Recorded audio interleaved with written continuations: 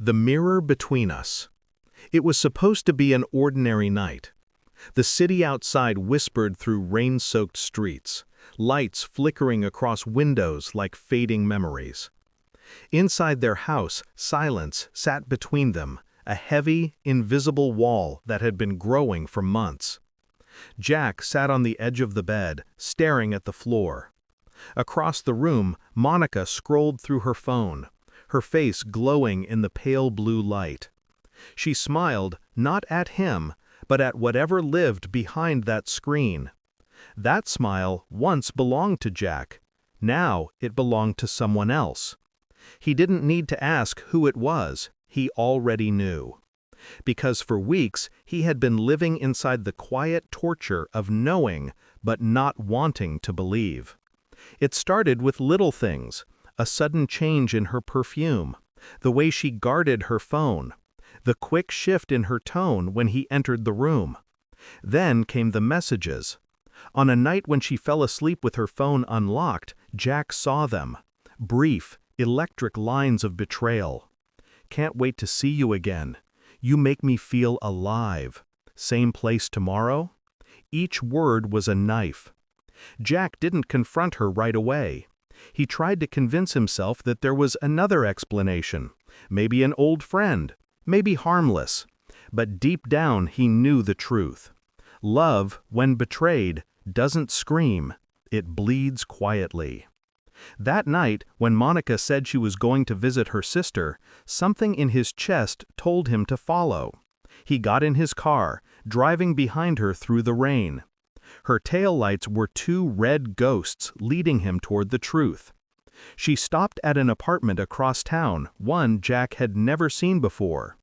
The moment she stepped inside, Jack's world began to collapse in slow motion.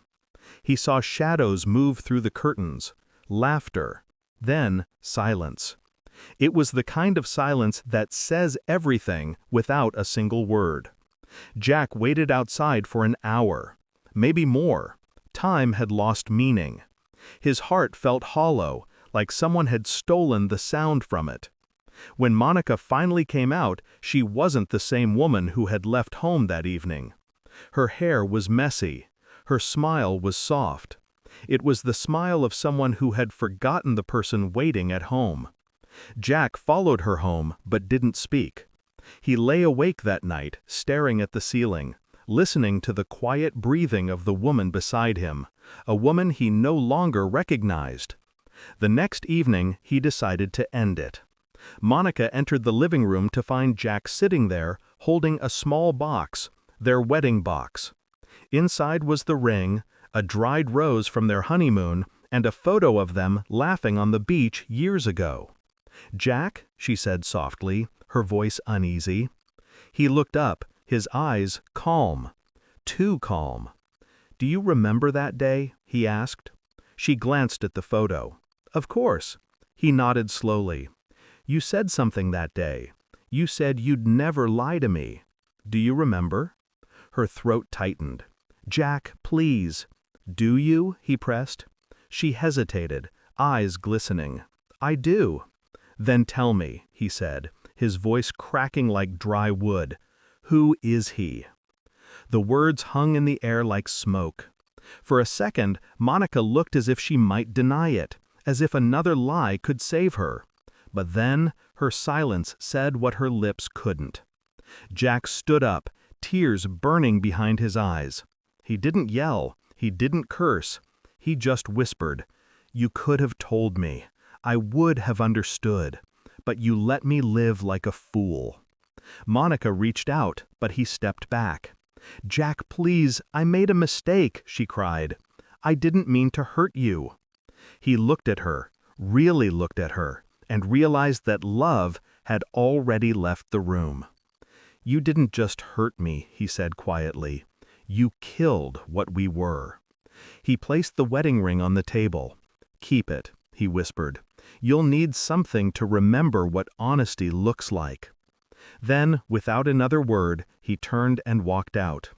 The night air hit him like a wave, cold, sharp, almost cleansing. He got into his car and drove aimlessly through the city, his reflection flickering in the rearview mirror. For a long time, he saw only a broken man staring back at him.